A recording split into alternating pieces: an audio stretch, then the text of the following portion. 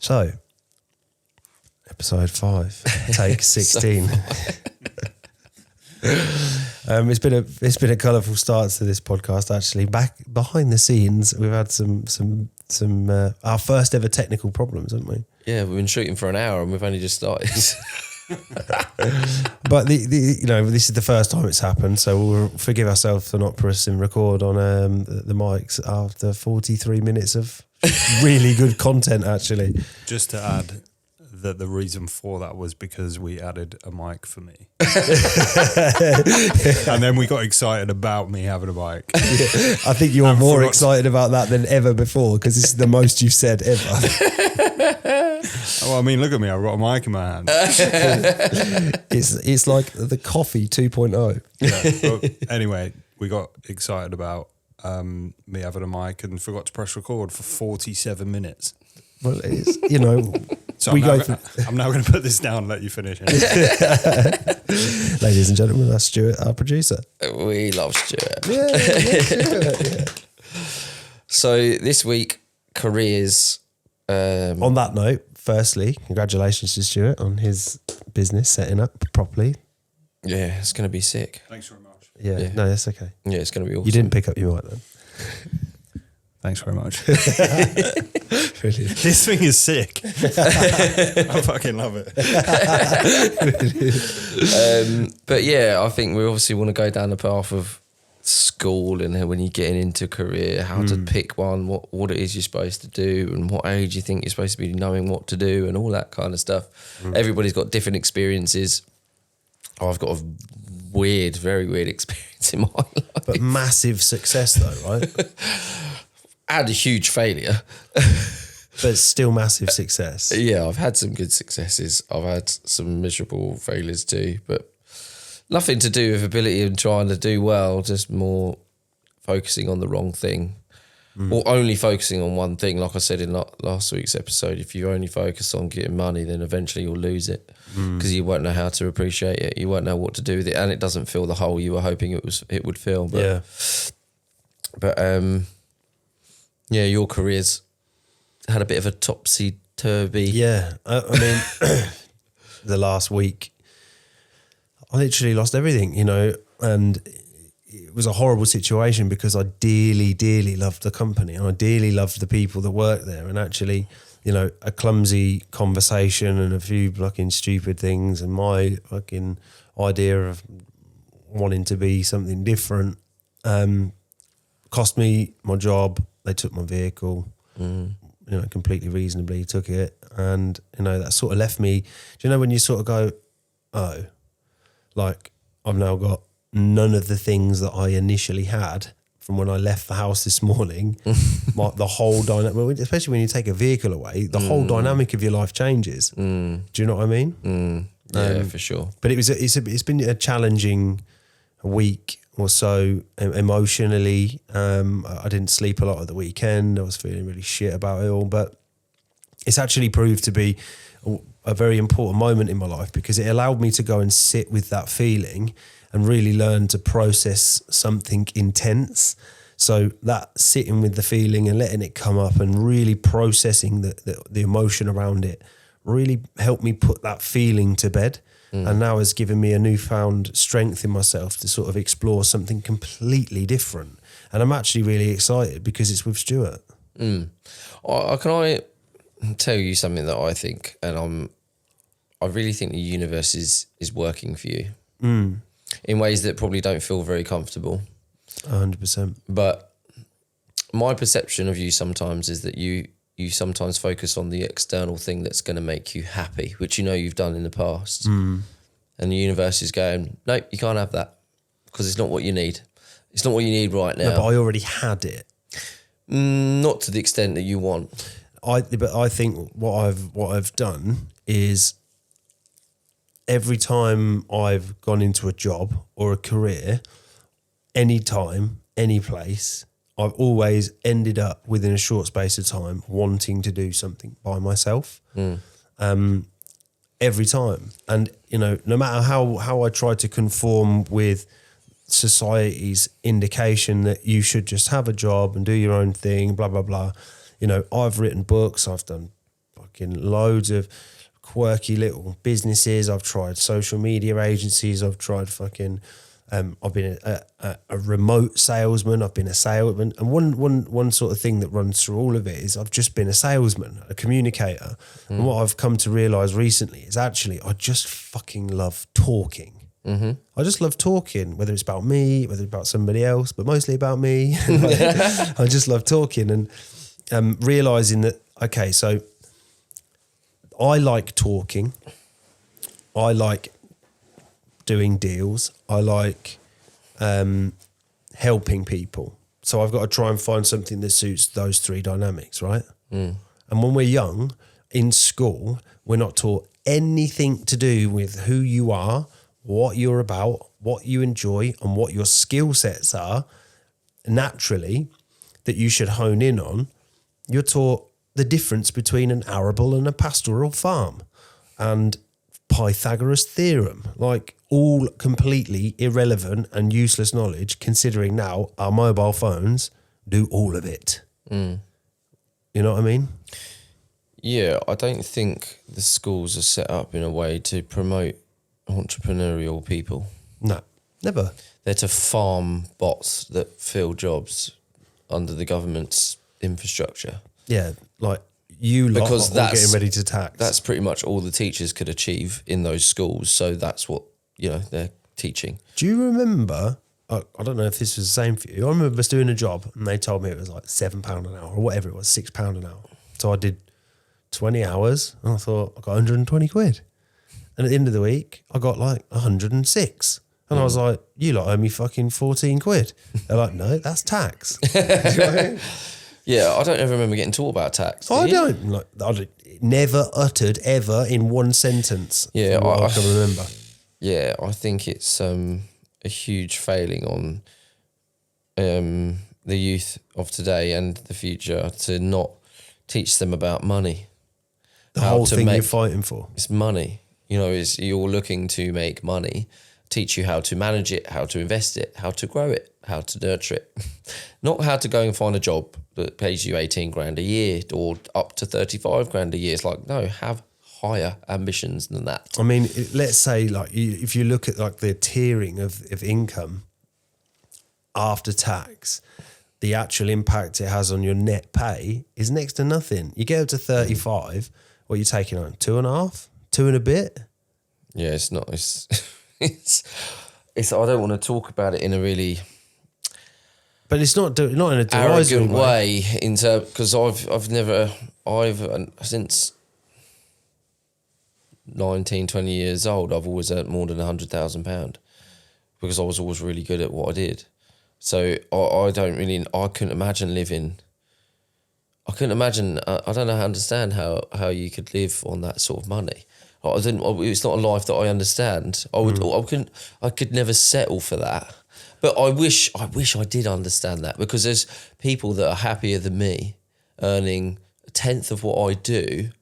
They've got their shit all the way together and they are so content and so happy.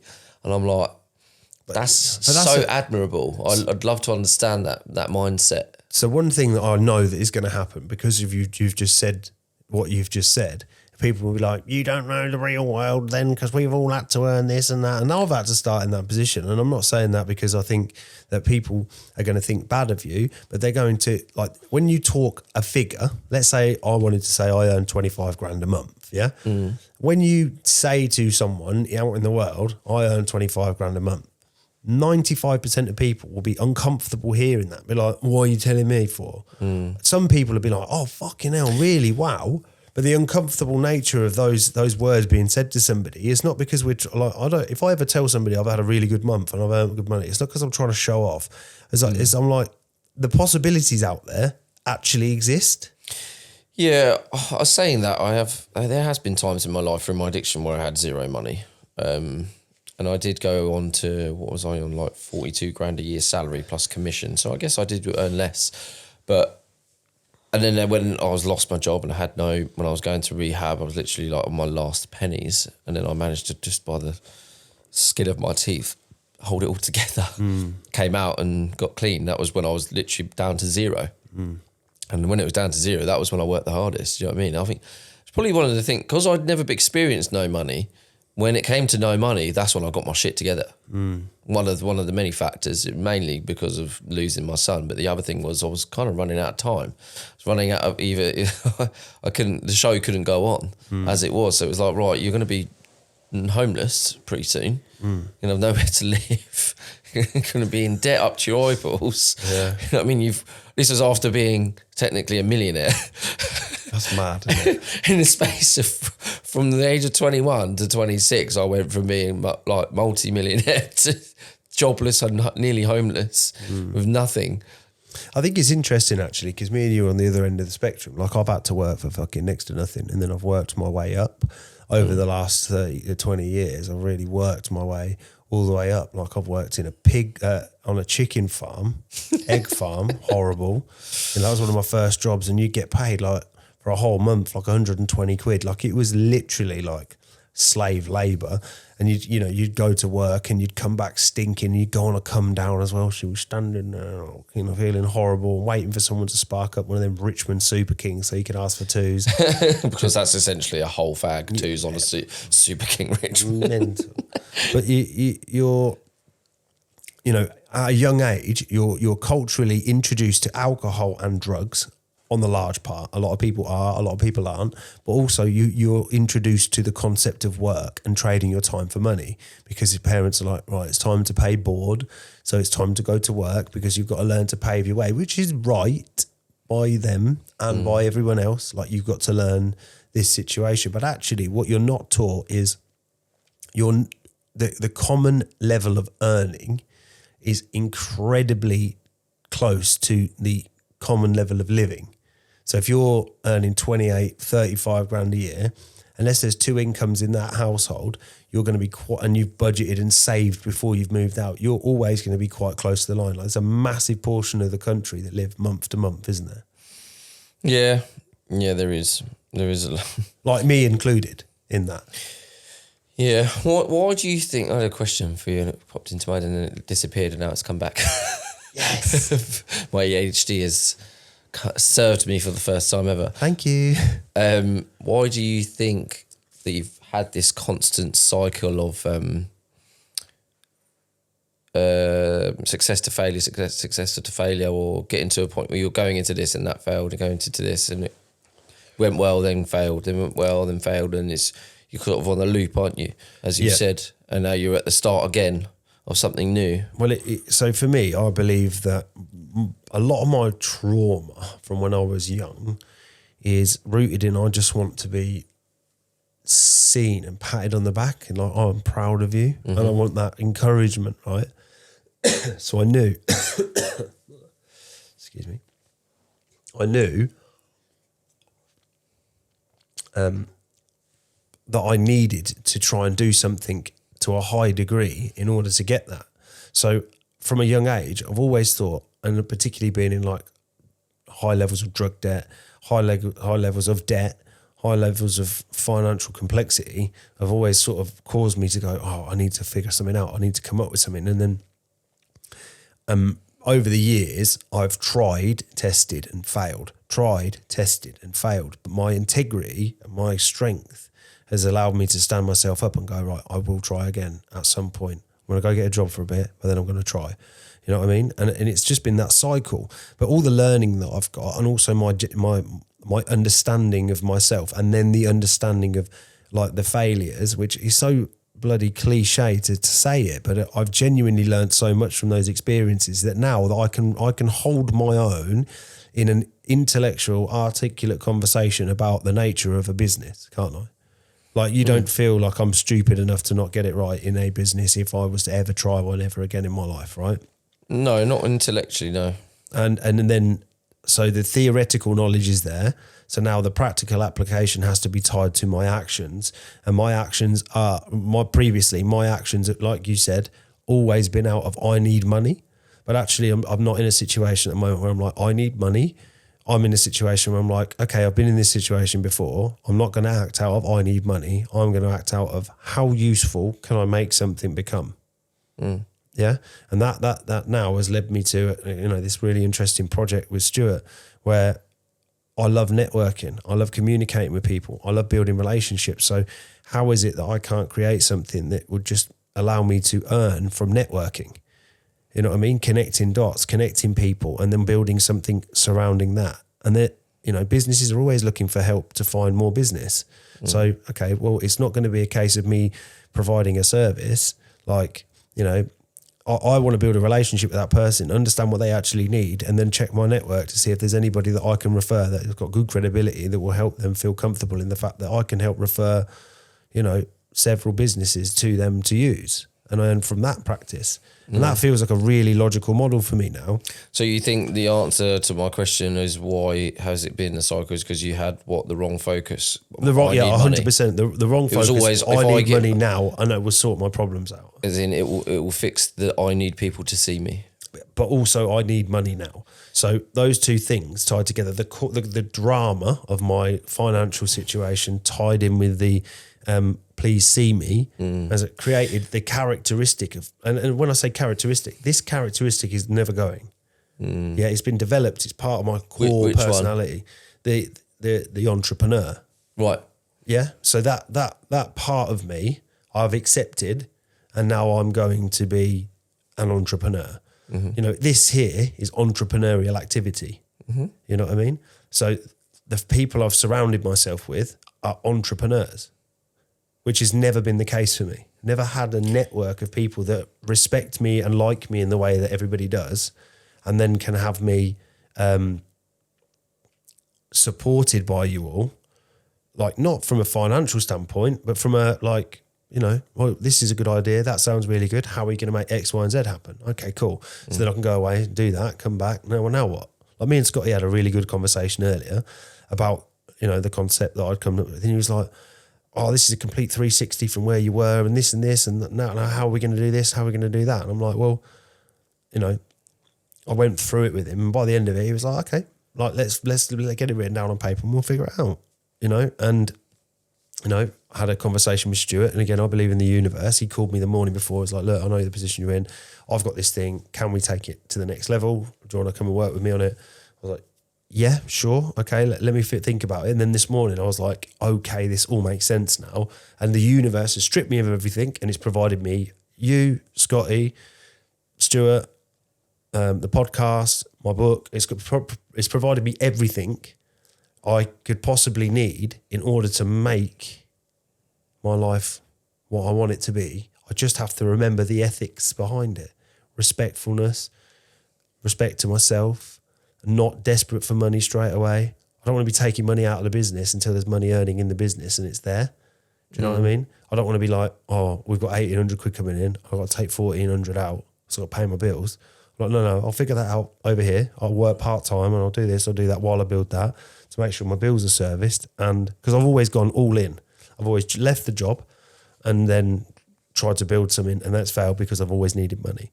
So now what I'm doing is part-time work, which has an immediate earning capacity, which then allows me to then not remove the pressure. My bills have gone down by fucking 50% since the vehicle went. So now I've got lower outgoings, lower need for me to work full-time, and then that allows me the part-time entrepreneurial exercises with smart people, which will allow me to then get to where I want to go slowly but surely and build it carefully rather than think that fucking I'm God's gift, which I've always done.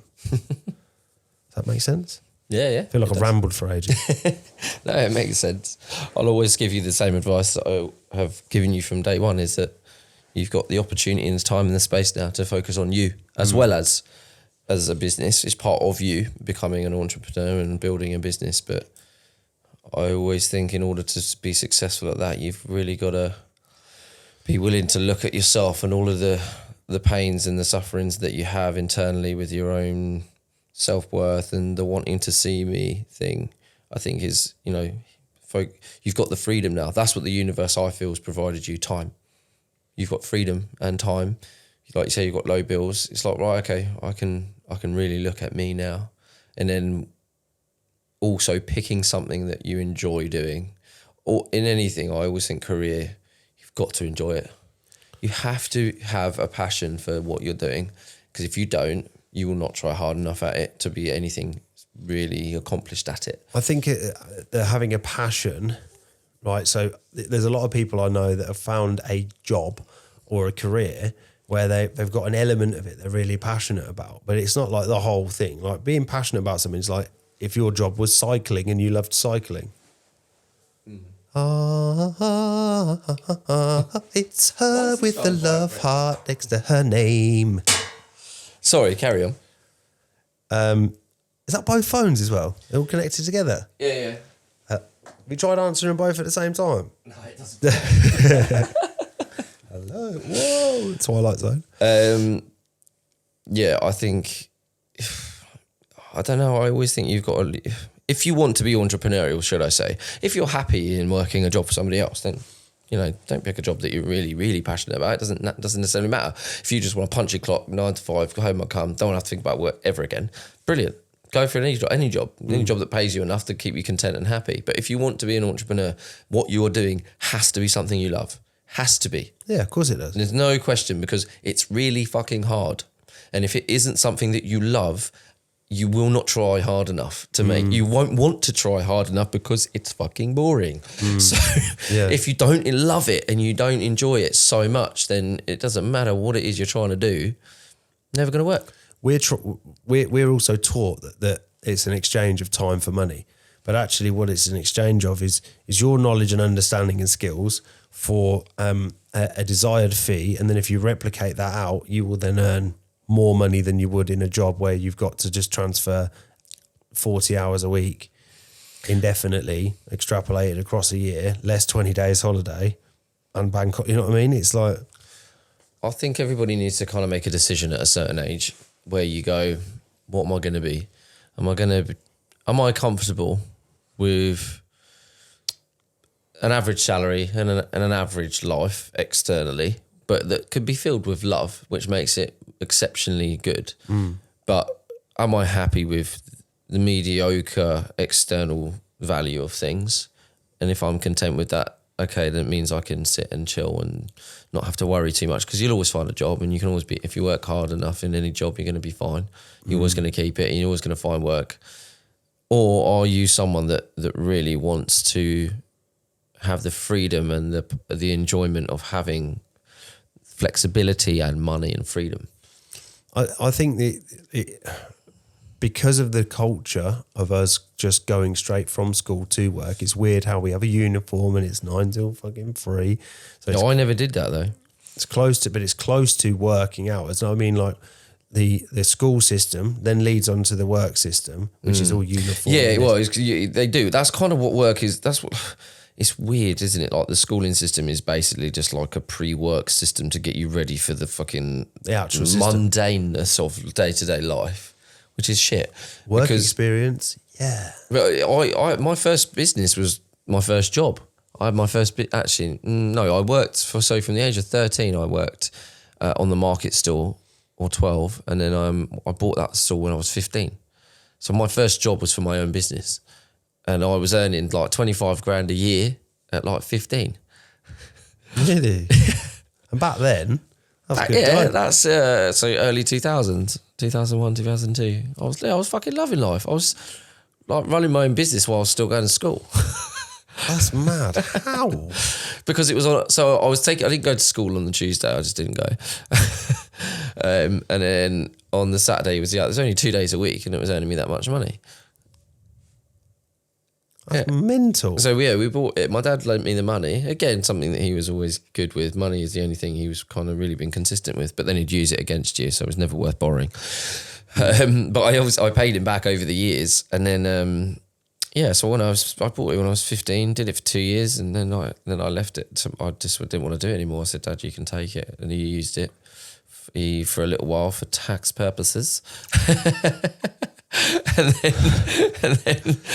And then, don't worry, he went bankrupt anyway, so it's fine. And then, then I went into recruitment, and then that was me. I was set. I was like, this is what I want to do. This is what I want. And I had a passion for talking as well. That was it. I loved to communicate because it came from being on the market still. Because that changed me massively, because I was quite unsure of myself boy. But when I worked on the market store, it kind of made me, I needed to be more outgoing, more communicative, more Jack the lad. Everybody say, oh, you're the boy from the market still. Oh, yeah, we know. Everywhere I went when I was like 18 and that, after I quit, I'd go out and be like, oh, I remember you used to work on the market. Because I used to be like really bubbly, really going talking to everybody, talking to all the old people. And like, it changed me. It gave me that grounding of being confident. So it kind of made me what I was really. It was brilliant. I actually loved it. It was one of the best jobs ever. I absolutely loved it. I mean, I turned up hanging quite a few times, which was miserable at 5 a.m. That discipline at 15 is phenomenal. I came in peeled up once. Want a banana, mate? It was pet food. That was one of the worst experiences of my life. I turned up late and my nan and granddad and my dad had already set up the stall for me because normally I did it, but I didn't turn up. And I turned up off my box, massive pupils, and I hid underneath like a shelf in the market and put a blanket over me and just hid all day. Mate, isn't it weird that you had that, right? One of my first ever jobs, I worked in a pet food shop. Oh, no way. Yeah. And I worked there for a long time, probably a couple of years.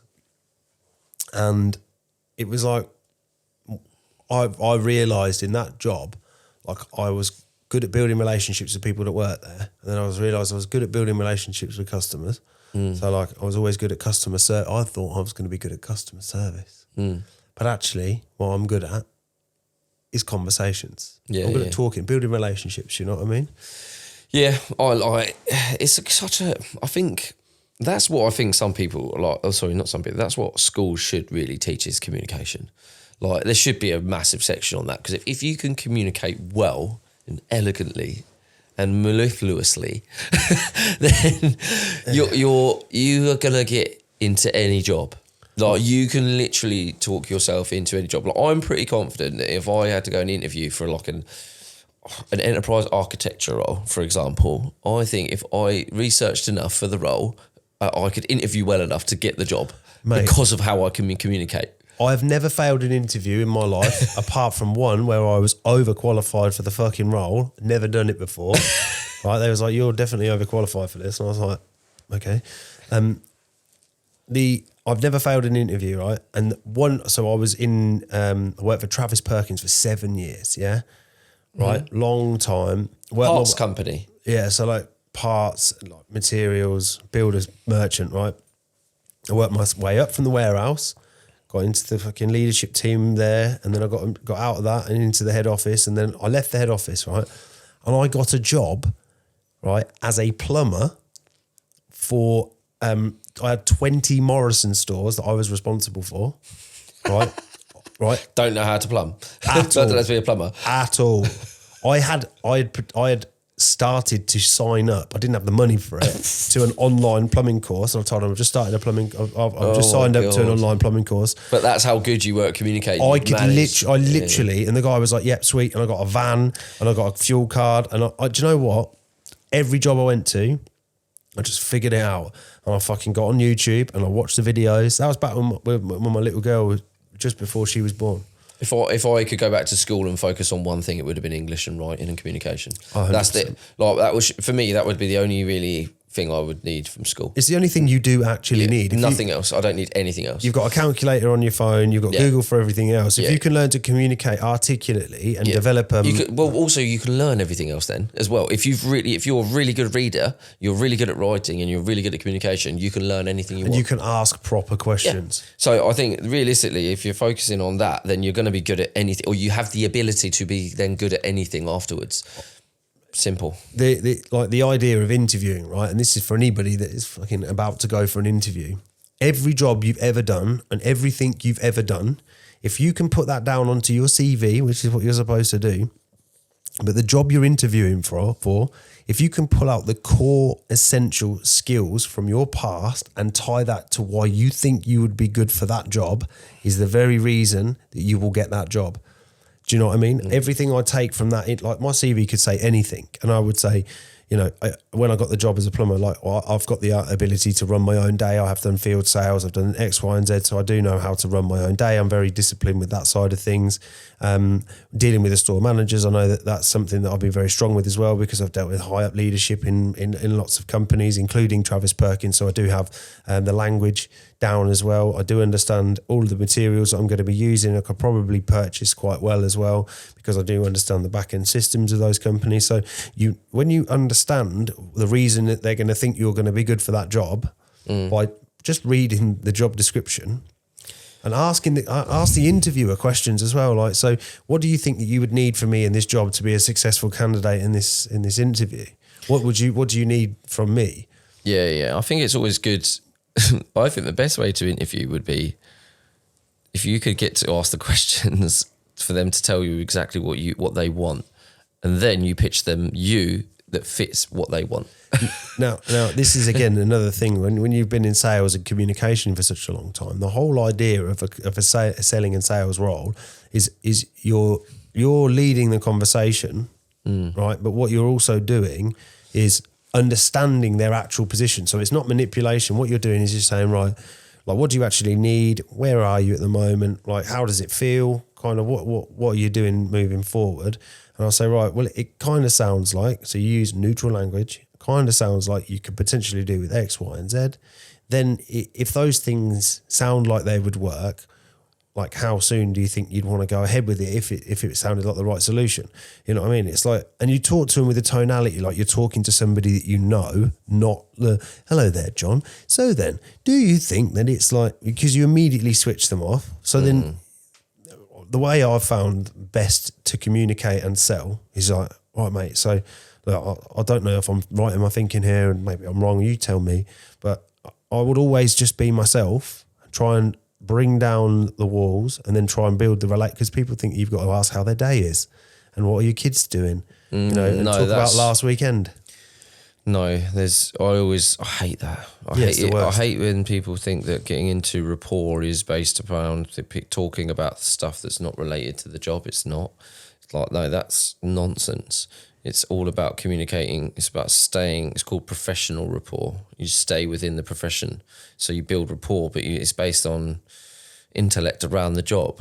So it's like asking questions not about their personal life, but about the job, about what's important to the role, or what's important to their career, what about their role and their responsibility, what do they bring to the table, how would you be involved in my role in the business, like do you know what I mean? It's all kept professional. If you start talking about like dogs and how many pets you've got, and what you like to do when you were a kid, and do you like fishing, it's like, you're an idiot. Yeah, but you sound like an idiot, and you come across like you haven't got a clue what you're talking about, and you're trying to find something to talk about because you don't know what you're talking about. Exactly. So the way that I always structure it is you do the professional rapport first, yeah, but then also I will always pull the tone down into that neutral, like, we're just two people talking tone, so we're on the same level. So I'm not going to try and talk up to you like you're my senior. In fact, if you've got a problem, technically I'm your solution. So actually I should have equal, if not slightly more, power in the hierarchy, but I'm not trying to take you down that path. So how is it that you think that you're struggling at the minute? What is it you think that I can potentially look at doing to help? I think sometimes when you're interviewing, though, it's like you're trying to sell to them without knowing what it is they want. But you can obviously work out what they want from the job descriptions. That's one thing. But there's one way that I think you can get every single job, and it's this simple: sound like an expert and deliver what you say exceptionally well. Sound very strong. Sound very confident, and come across intelligent, and come across well educated and hardworking. If you can deliver your tone and your presence and the way you carry yourself in that way, you'll get any job ever. It won't matter. But realistically, an interview is you selling you to them, right? So when you sell yourself to them, right, and when you marry up like you do with all your pillars there, if you don't know yourself well enough on how you can sell yourself to anyone, then that's why you'll fail at an interview because they'll ask you questions like, have you ever done this job before? Well, do you know what? To be honest, I've never done this specific role before, but, I have done this role before, I've done that role before. And I guess, I believe that those qualities will mean that I'll be pretty good at that. And, arguably, we all learn things. So, you learn to drive at some point. So if you can't teach me this role, like maybe we're not even in the right conversation. Do you know what I mean? I want to be in the right job as well. Don't go into a job just because you need a job. Go into the job because you actually think, well, this is a two-way street here. Yeah, I think there's a lot of defining characteristics about someone's job for a lot of people, which I think is wrong. A lot of people put so much of their self-worth is invested in their career. And it's like, if I don't have this job or that is their self-worth, so they'll wear it everywhere. It's like, oh, I earn this much money and I do this and I do that, and it's like, we don't care. I don't care how much money you earn. I don't value anybody on how much money they earn ever. That has zero importance to me, and I understand that some people will, but again, I just disagree with them, and I disagree with the notion that your job has anything to do with your self-worth at all. It has nothing to do with it. I believe that the metrics that I follow when I value an individual, in my perspective, is how open can you be with me and how open can I be with you and how close can we get? For me, it's how much do you love yourself and how much can you love others? Same thing, sort of in a slightly different way. Like, so how open can you be to sort of getting to know me? Because you would have to be one of them closed off sort of, like, I've got people I know that, they literally only want to talk about stuff and actually want to talk about you. Yeah, I think that's when you get to know someone on a deeper level. Or when you meet people, though, a lot of people aren't willing to get vulnerable straight away, and that's because they have different protective strategies within themselves. But you could meet someone and they're very closed off when there's lots of people around, but then you go and spend time in a room that's just you two, and then you start to see a slightly different character. Do you know what I mean? So I can't always judge someone based on how much they're willing to give me emotionally or in terms of vulnerability. It would depend on the setting, on how, if I'm being open and honest and vulnerable with them and it's a safe space and they're then still being like withdrawn and closed off and not giving me anything, then I'm like, okay, well, we don't have that then. But that's not, the thing is for me is like my skill and my thing that I like to do is relationship building. And I like to build relationships because for me, it's intimacy. I like that thing where it's like, I want to do business with people that know, like, and trust me. Yeah. And I want to do business with people that I know, like, and trust. Yeah. There's never an office that I call or go to and the woman's like, hello, you okay? Like, I'd be like, I'm not doing business with you. I don't want to work with you. I don't want to talk to you. I'm not having you in my life. There's two different types of relationships, I think. I don't care if my clients trust me or whether they respect me or like me. It has no bearing on my relationship to them whatsoever. However, business partners, yes. So I would have to really like and respect my business partner and trust them if I'm going to go into business with you. If I'm going to make money from a client, I don't care if they respect me. It's not important. What's important is that I do my fucking job exceptionally well and that they want what I have. Yeah. That's all I care about. That's where I like to have so in terms of volumes of clients in the last 12 months, I haven't had as many as everyone else by a long shot. But the relationships that I've built with those clients are good enough for me to continue to work with them over a period of time in order to provide the service over and over again and continue to have that. Because I would rather deal with people that I like, and I would rather deal with people that on a regular basis that I like. So then every time my phone rings, I'm not like, oh, fuck it. Yeah, you've got two types of client, haven't you? You've got ones that are repeat business and you'll create more business through them, but then you've got one-timers. But I don't care if them one-timers like me or not. Most of the time, a lot of my clients probably think I'm really annoying. But it was because I have to be annoying to get my job done effectively. So I don't care if you like me. Really? Couldn't care less. I literally couldn't care less. I know I've got a service that you want. That's it. It doesn't have any bearing on me whatsoever about, I couldn't care less. But again, like I say, business partners, 100% is important. Do you think the business partners have to have the same ethic as you? In terms of like how you see? Yeah, I think you have to have a moral, you have to share the same moral compass. and you have to trust and respect them a lot. And I think if you don't, it's going to be complicated later on. Yeah, I think, because I've had business partners and it's gone south, mainly due to respect. Yeah. I've lost friends because of businesses.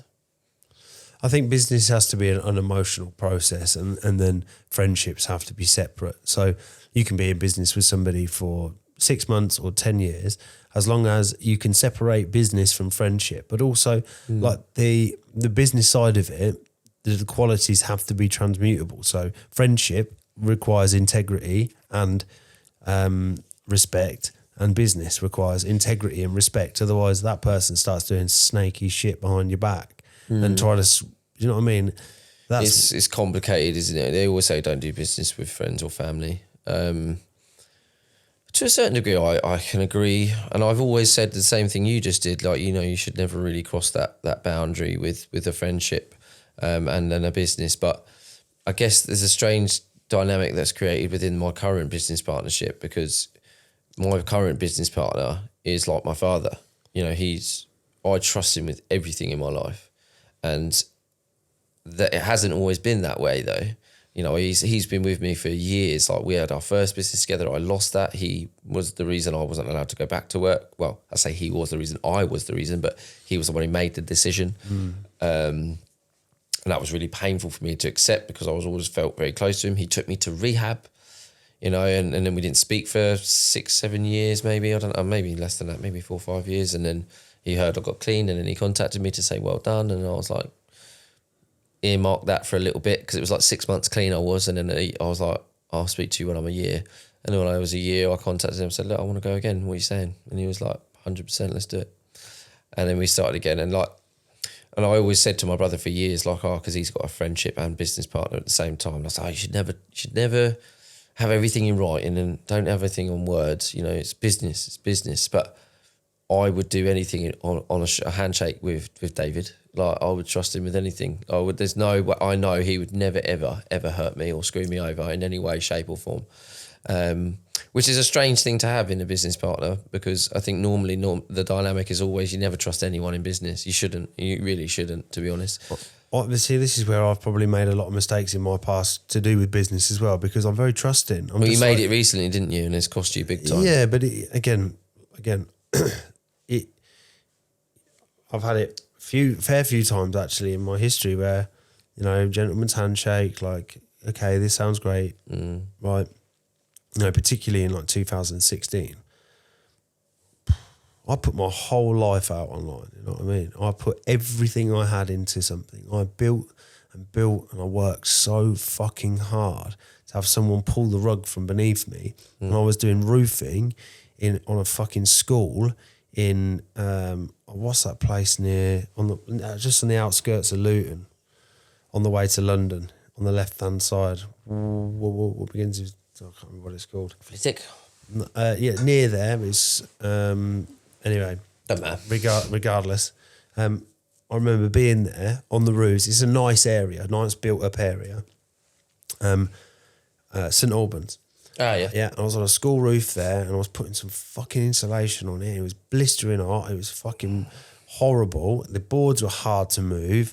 I was looking at nice houses everywhere, and I thought I had my ex-missus on the phone, which I was fighting for. I was trying to get her back. She just got a new fella. And I was just like I can't believe this has happened. I thought this was it. What, when your business partner left it and threw you? Yeah, literally threw me on the bus and signed fraudulent contracts and fucking all sorts, just left. And then I was left with 10, 15 clients that were ringing me like, we haven't had 50% of our deal. We haven't had 50% of what we paid for. We've had you, we've not had 50% of what we paid for. And I was like, this is mad. This is mental. And, it went away. And whether I made mistakes or not, I probably did. I think it's always important to try and look at your part in it. What did you do that led to the... I just picked the wrong business partner. And there was me and another guy, another production company, and we put this video together. And it was like, the guy took so much time out of his day, and his day rate is like a lot. And we put this together, and we all like contributed to, like, he had a share of the content, and we put this video out and it got fucking 500,000 views in like 4 days. And we were like, that's mental. And I wrote a book and I'd done everything to try and build a business from the bottom up. And this was back when before Instagram was fucking Instagram like it is now. It could have been done. You know what I mean? I could have done it from there. And I just weren't ready. And I just see it now as like an opportunity to grow and learn. And then, you know, I just see my life in this position now. Like I've never been in a better position to succeed with who I've got around me, what I've got going on, just the podcast, like everything that's going on in my life now.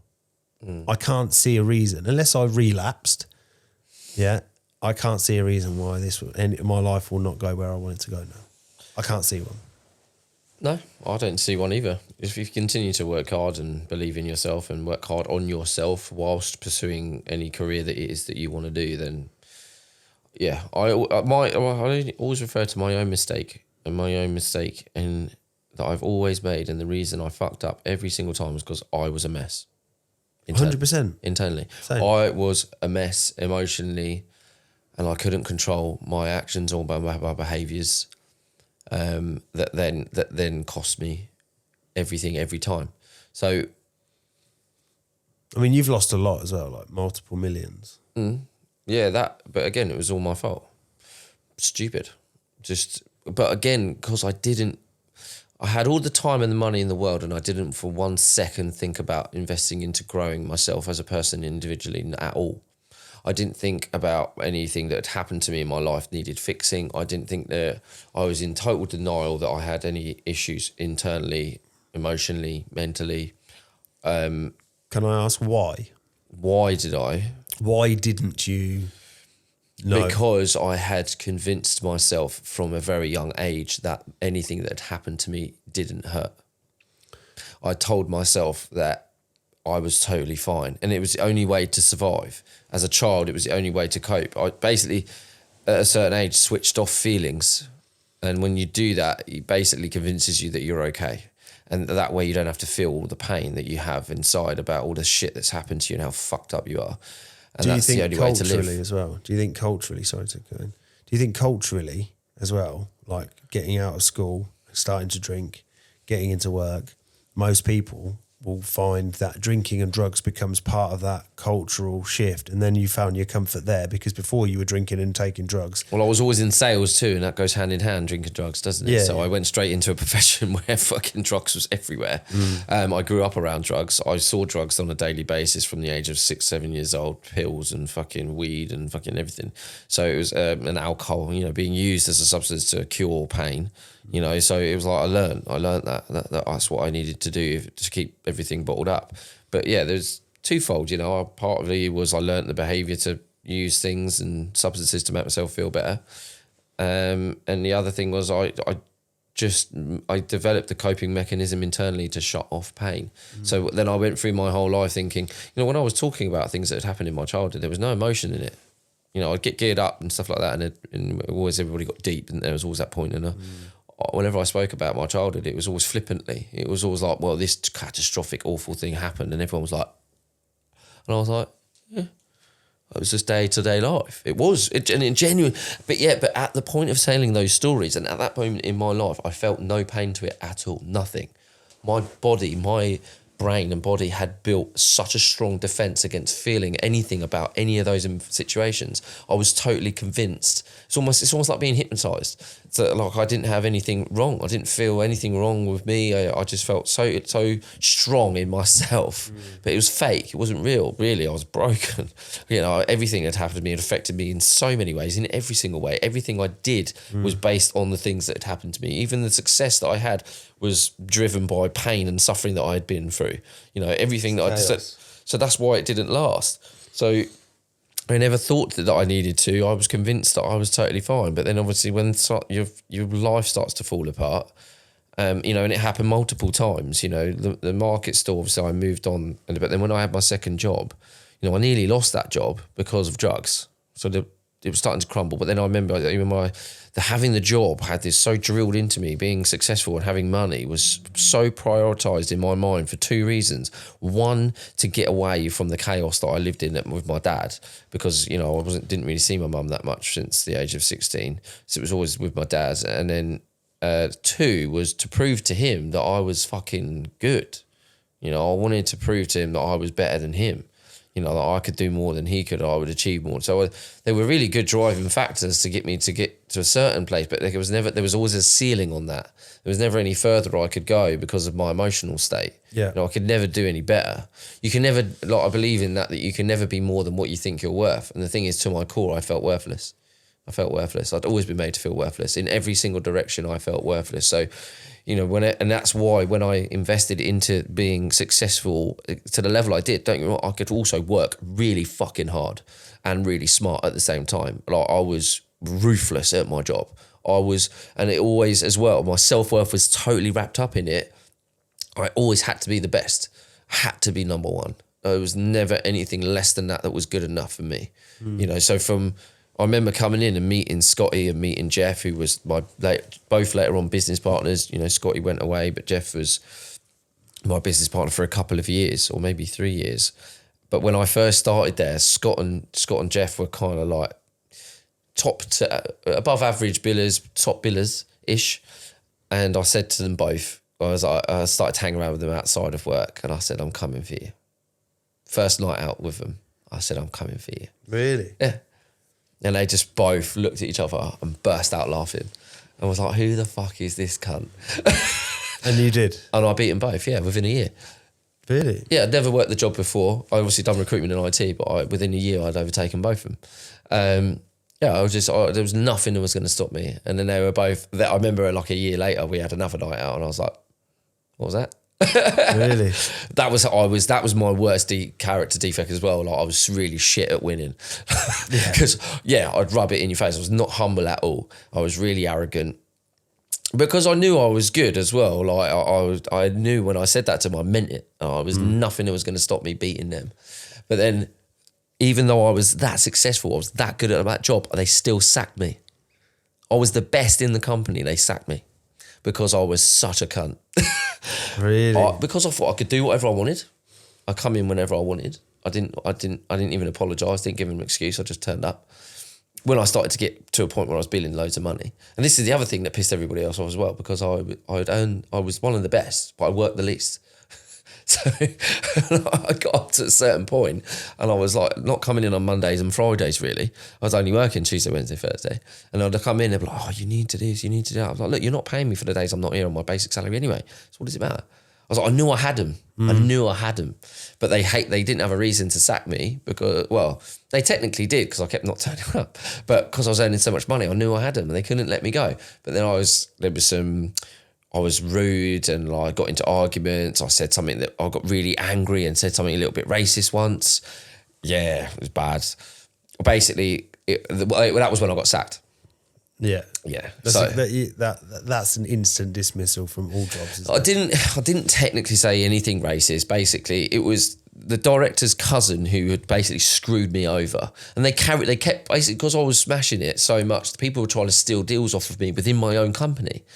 And one of them happened to be related to the director, and it happened 4 or 5 times. And then I went back to the directors, and each time I had to have my deals reinstated to me. They were booked in so there was 2 companies, and my company had basically made a deal happen, but then at the last minute the other company called up. My deals kept getting called up and saying, oh no, you can come work with us, because they were like a contracted supplier, this other company. So then the deals kept falling apart, and I was like, what the fuck's going on? So there was taking data from my work, my notes that I was making on the system, and calling up my deals and stealing them. And then I had to go and prove every time, look, no, I did this first. This was my fucking deal. And then it happened like 4 or 5 times, and each time it got given to me. But on the 5th time, they went and met one of my doctors who I had resourced myself. I knew, and I kept the fucking CV in the drawer. I didn't even put it on the system. And I was like, but they somehow managed to get it. I was like, how? how have they stole this doctor? They went and met him, told him that I was useless at my job, that I was this, I was that, and I fucking lost my shit. Again, my ego was what was the problem. And I went over and I was going through their computer trying to find out how they'd stole this information, ended up getting in a fight, ended up smashing a computer screen, and then I got sacked. And on my exit interview though, I even said to him, John Heron, who passed away, bless him, I said to him, you've just made a really big fucking mistake, by the way, because everything I've built here, I'm fucking taking it with me. Fuck you. And I walked out and I started my own company about 2 months later. And no one knew what I was doing, everybody. And then I stole Jeff and I stole Scott, who were their top billers. They come and work with me. And then none of them knew what I was doing. We were all working under different names. No one had a fucking clue. Everyone was like, where are they? What are they doing? As soon as the restrictions was up, I was like, bam, here we are. Yeah, new offices. And we went from like 3 of us. Scotty left after like a month though, he went back. And then I was just ripping it, mate. I was just smashing deal after deal after deal. I carried Jeff for ages.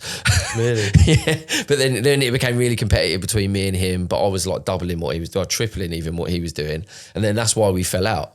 But we went from a 2-man office to a 50-man office in 2 years. Fucking hell. That was the growth. To 1.4 million net profit a year. And that was in our 3rd year.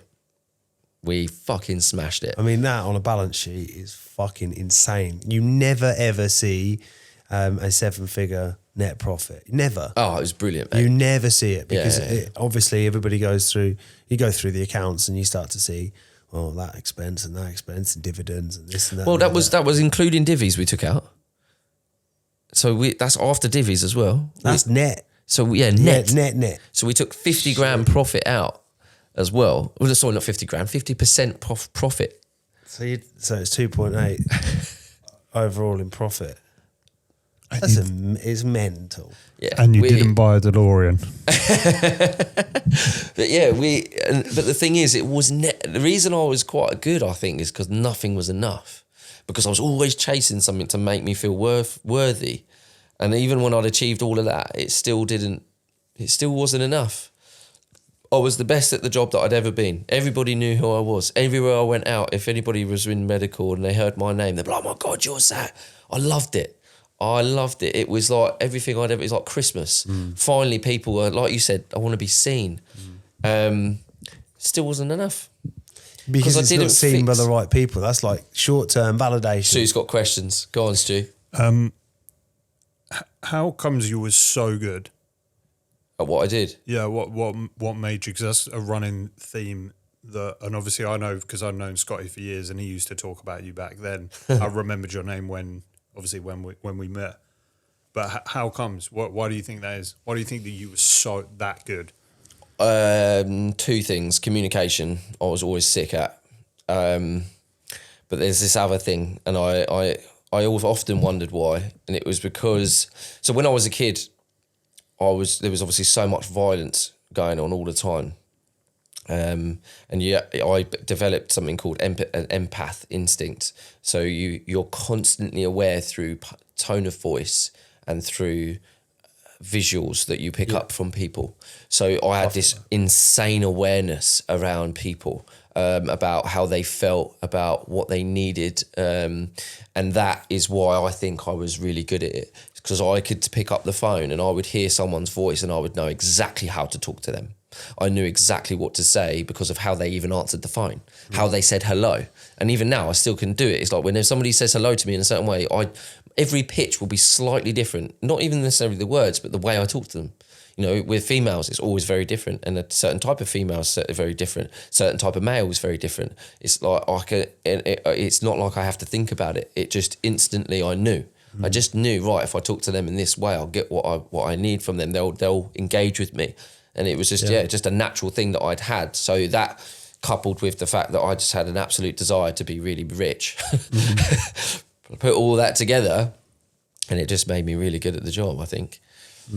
I mean, I know a lad that I used to work with, and he was like top biller last year, and he billed like silly money, but he was the guy that was at the phone. He was a dog. He was just fucking, and he would wrap people right up and he would get he would, like if a deal needed closed in the office, you get him on the phone. You know what I mean? It was something like that. And like he would be able to close it, and it was it's a really impressive thing. Me and him were quite close, so very close actually, and it's an impressive thing to watch. But then the like my boss, same level, just and like he would be running the whole office and then turn it on himself, and it'd be like. Yeah, that's what I loved about it. I used to love one of the best things about running that company was when people would fail and they'd say, Zach, I can't get this deal over. And I'm like, yeah, bring it in. And I'd get everyone round. I'd be like, come listen, let's do this. Put it on speaker. And I'd call them and I'd do it in front of everyone. And I'd close them. Never failed. Every single time. But that self-belief and confidence definitely helps, because when you're trying to like negotiate a deal, if you can look at it like, no. This is what they need. This is why they need it, and this is how we get around it. Now, my like when it comes to like selling motorbikes, I was very good. Like I could sell motorbikes, right? I was really because you're passionate about it. I mean, I'm passionate about it, but also like my finance pen. I think my boss showed me that like I was really really high, and it was like high up in the country out of like 180 dealerships. Like I was really good at getting people from cash to finance. Because like, why wouldn't you? Why are you going to buy something that's going to go down in value and you've got to tell your missus 25 grand's coming out of your bank account when you can use somebody else's money and then get out of it early and then not pay as much interest as you think you're going to pay? Well, I can do that. Yes. Do that. Okay. And like get them loaded up on all the extras and all that stuff. Like I was good at that, but like again, I feel like we've got like a sales podcast now because we've both been in that world. I think that's why we communicate so well, because we've developed a skill, and I've got that empath thing as well. When you develop that when you are always checking your environment. Yeah, you have to be aware because you need to know what you need to do to be safe. Yeah. So it's a thing. Like when I can pick up when somebody's not feeling straight, or it can be exhausting as well. That's why I don't like going with lots of people all the time. You know, I said to you, I can't be around so many people. Yeah. Like, I don't mind small groups, 3, 4, that's fine. And if I know them all as well. But if it's like, that's why I don't go to the man cave as much, because too many people.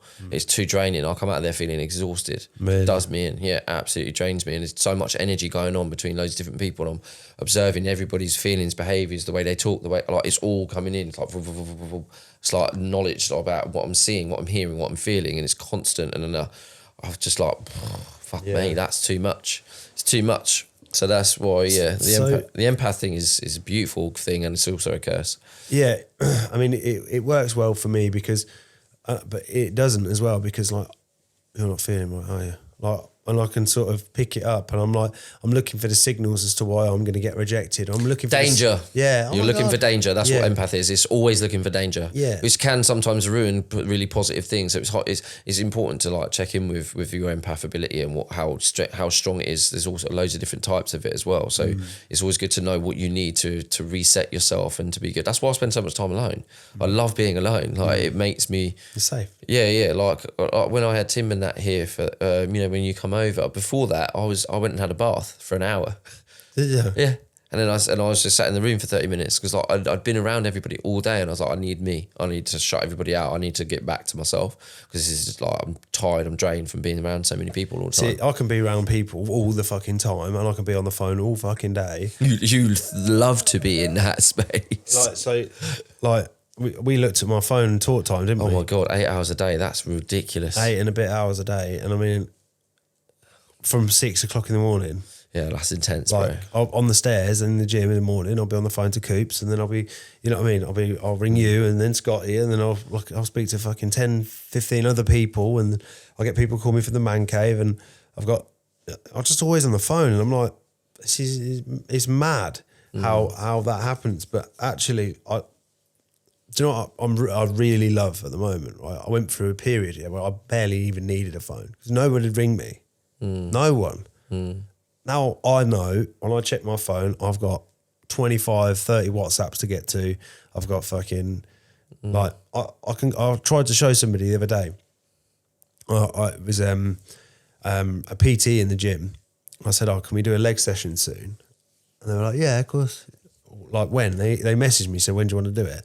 And I forgot to message them back. and I saw him in the gym and I was like, oh shit, I completely forgot to message you back, didn't I? And I was like, just want to show you something. And like 3 days worth, and it was like scroll. What, your calls? No, just my inbox. Yeah. Just on Instagram. Yeah. Like at least 3 pages of swipes. I was like, I'm sorry, I just like after 5 or 6 messages from different people, you're in a different screen. Do you know what I mean? And then by that time, ADHD and fucking all over the place, it's gone. But you love that. I like, because I've always felt on the outside of, and I've always had to call people to be like, oh, what you up to? Like I get calls, what are you doing? I'm like, what? You coming around? What? I remember when you called me first time, like, you coming around? I was like, it's a prank. Yes, okay. Skepticism was like, kicking in. 3 seconds after he put the phone up, bang, bang, bang. Hello? Wasn't it? See, I'm the opposite. I fucking hate when my phone rings. And you answer like this, hello. No, I don't. I've got like a certain number of people that I like to hear from, but generally, I like my phone to be as quiet as possible. I mean, we looked at your talk time and my talk time, and yours like an hour a day. Yeah, but most of that was work, and 3 of them, I made 6 calls, and 3 of them you. Yeah. Incoming. I know. Whereas me, I've got fucking like, it's literally hours, Stuart, like hours. I think. You ring me. You ring me a lot.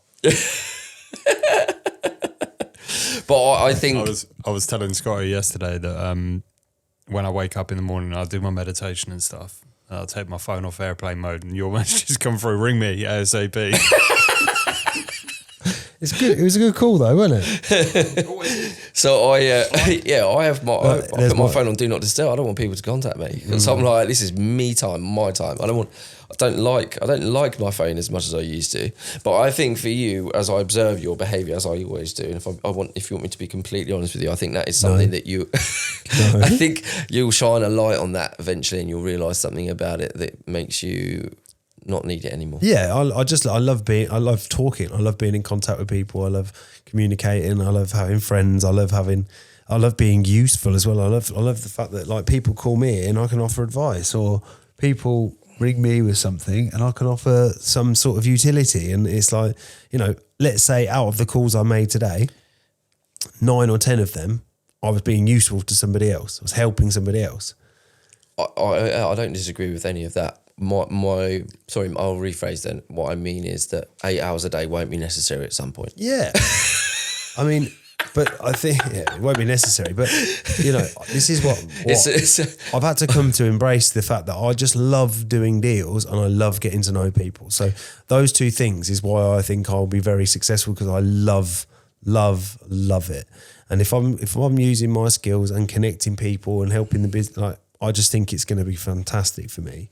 Because that's really what I want to do. I just want to help people. I want to grow. I obviously want to earn from it, and I obviously want to have the flexibility to come here when I want. I want to, you know, flexibility to say, oh, let's go on holiday or go here, and I can work from anywhere. Take my laptop, go sit down, go and do a bit of work, connect a few dots, and carry on. Yeah, I don't blame you for wanting that. It's lovely. Fun. Yeah, but it's fun. When I ring you in the morning, what are you been doing? Oh, I just had a bath and then meditated, and then I did half an hour of breath work, and then I had a nap. I'm like, it's 10 o'clock. I'm like, yeah. And then I read some book, and might take the dogs for a walk, or I might just not do anything. Like the other day, you were like, I sat in this room with nothing on for like 3 hours. I was like, what? And he was like, yeah, it was brilliant. I was like, fucking what? You know, yes, you've got this very free lifestyle. And then it's like also like, I come in and it's made me feel really hot. I don't know why.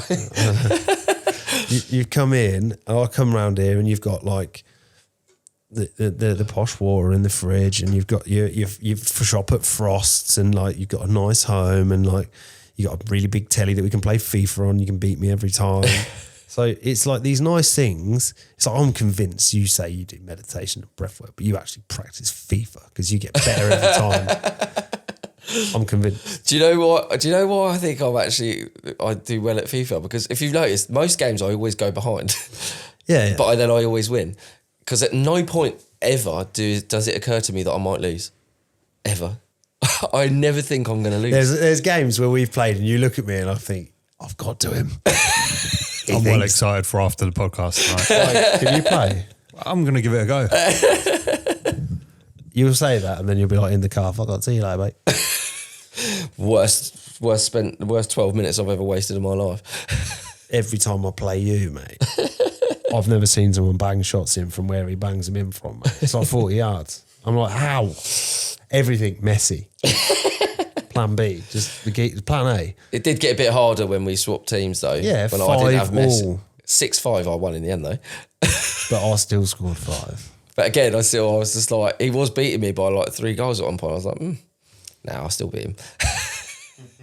Every time I've nearly pipped him as well. Can't stand the idea of losing. No, this is it again. Right, another reason, I guess, why I've always been good at it is because I could never stand being second. I couldn't deal with it. I always want to win. I never wanted to lose. I always wanted to be the best at everything I ever did, ever. But that wasn't through a... Do you think... I'm going to ask you a question now. Finish your sentence first. It wasn't out of a good motive. It was just so that other people would tell me I was good. That was why. I needed the validation. I needed people to tell me that you were really good. Prove a point. Sorry? Almost to prove. Yeah. Almost to prove a point. You have a mic now. Yeah, it was kind of to prove to myself externally as well that I was worthy of something. So yeah, I always wanted to be the best.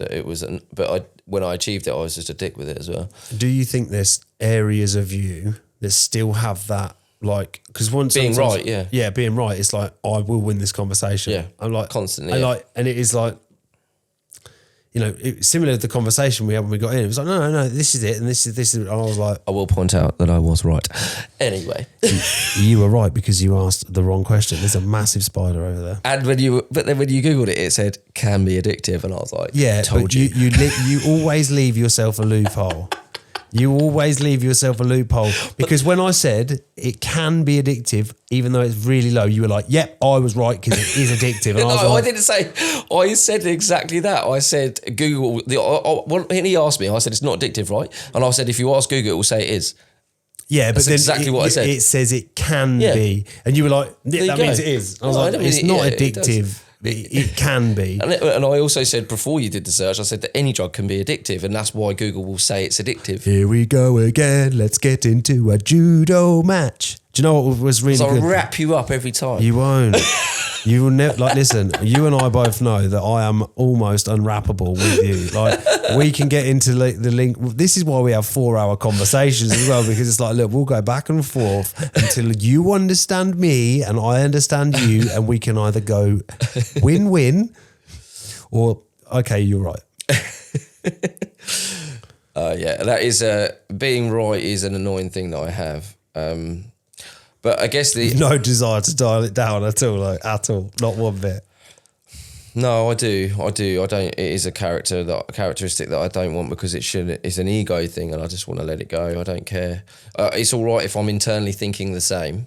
I can still have that. I don't think I'm ever going to be able to get rid of internally wanting to be right, but to externally portray wanting to be right. Just knuckles going white from just like, Yeah, yes, just holding you're it in. right. Yeah, but the thing is, the- I don't mind being wrong either. Like, I quite like it if I'm proved wrong because it kind of resets me a little bit. Do you know what I mean? It's like, it happens rarely, but you will also come back later on and be like with your loophole, like, oh yeah, but I did say this or that. And Yeah, it's yeah, like, I will. I thought about it actually a bit more. Like the next time you see me, it's like you're almost waiting to see me in the thing. You go, by the way, do you remember what we spoke about yesterday? Well, guess there's definitely this bit that I remember you said and then I remembered that thing, and then we turned it over and it was there. I was like, and I was right.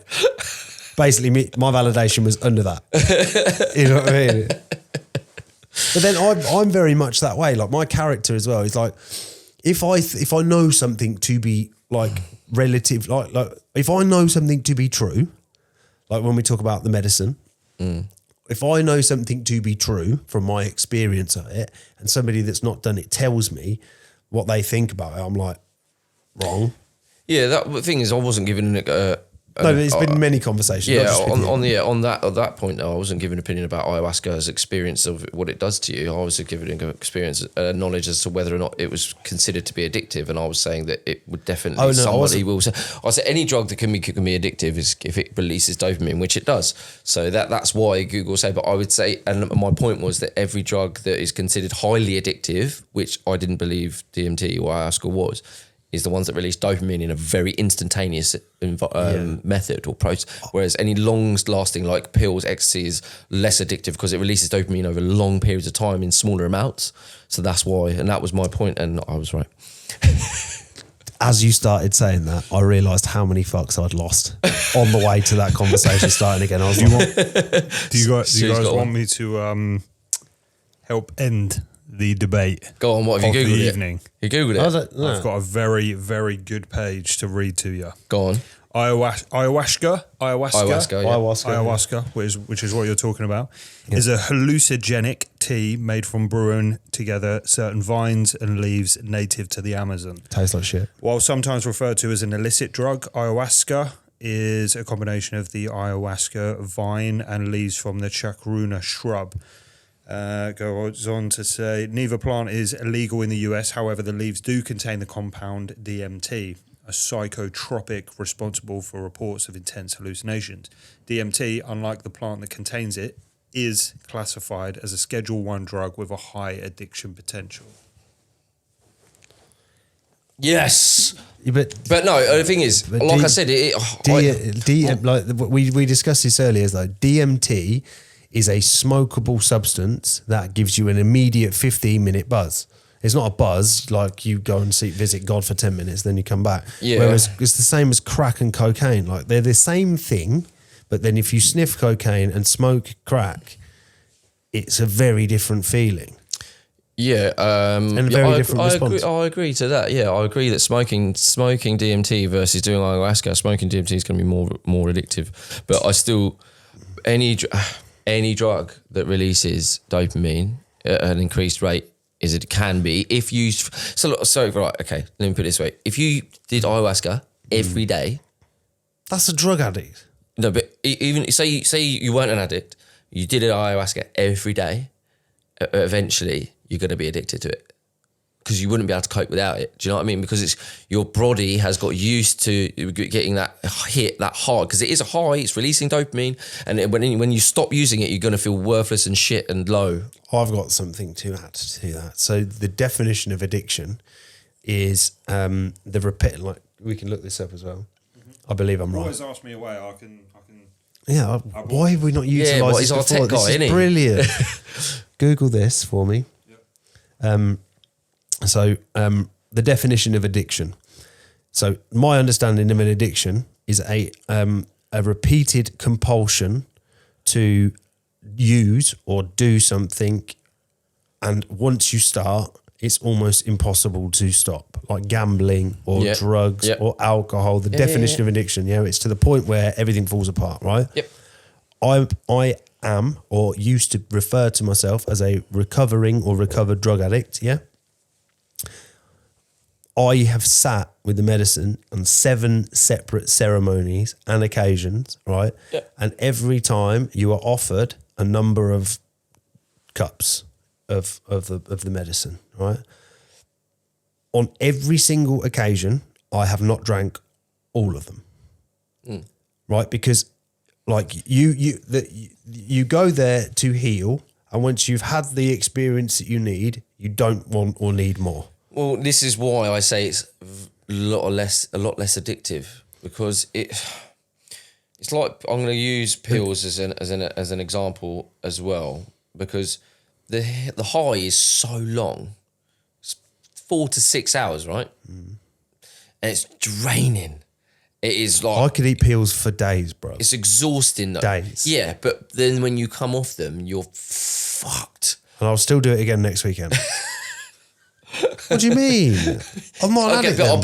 But I couldn't. You're talking about yourself. Oh, I definitely Yeah, can. so okay, so you look, so okay, perfect point then. Okay, so you're talking about your experience with ayahuasca and that's how you affected you, but now your experience with pills is totally different to mine. I would eat them So until I would eat so 15, 20 in a night. I couldn't. I couldn't. So your thing is purely biased to your opinion and your experience of ayahuasca. It's not applicable on a larger scale. It's only applicable to you. I believe, like I could be wrong, but if you look at the research behind it, it's actually been cured. It's actually a treatment for addiction. So how can the treatment for addiction be addictive? I'm not disagreeing with you.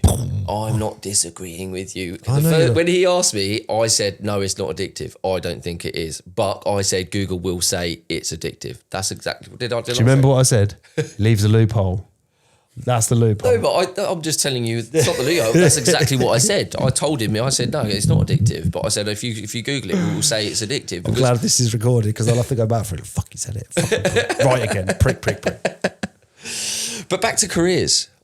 I mean, no, but this is what I think is great about us having discussions. We try and have topics, but I think our discussions are so like, whoa. I think it's important to have because we get deeper on different things, and also shows that we're not just like two rigid men that think we're solving our lives. Like we actually just want to figure shit out. We want to figure stuff out. We want to figure out because when we have this conversation, we finish it. Like the first time I got pissed off about you like telling me that ayahuasca was fucking, I don't know if it will treat you or cure you or heal you. I'm like, it does loads. It does loads. It might not completely, but it does loads. And you know, I remember leaving that conversation like, I've just been told by two people that have never done a drug that I've done or a substance that I've done that it doesn't work in the way that I definitely know that it works. I've sat in rooms filled with people that have had the same experience on a number of occasions, and I've been being told that it doesn't work. So then that's where I actually learnt from that process where I went away and was like, but actually, does it matter? Like, does it matter? And actually, that's what I keep saying to you. I can't wait till we go to. I can't wait till we go. Yeah, it's going to be an amazing experience. My point is that one, you said maybe you don't need to do it, but two, the behaviours that I see in the people that do it isn't something that I want to replicate in my own life. It isn't something that I don't want to have. That, like, also, I don't want to become dependent on it to reach a state of emotional being that I can already do myself. Do you know what I mean? I don't want to have to. That's fair enough. Do you know what I mean? Because then I think if you go there and then you suddenly have this overwhelming sense of ability to be vulnerable based off the back of that, then suddenly it's like, oh, hold on, I need to keep doing that to get to that place. No. Do you think my capacity to be vulnerable has been reduced or improved since then? I haven't seen you be vulnerable properly since that point. Okay.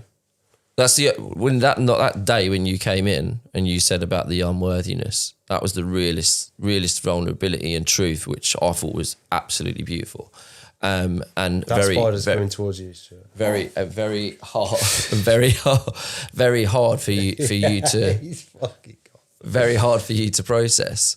And yeah, I didn't credit that to ayahuasca. I just credit that to you, mate. That's my only maybe disagreement that we have. You credit it to the ayahuasca and the work that did and showed you. I just credit you.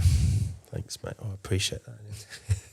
9 minutes left on the car. Yeah. So we have to No, I think it's probably safe to say that we can draw a line under that one.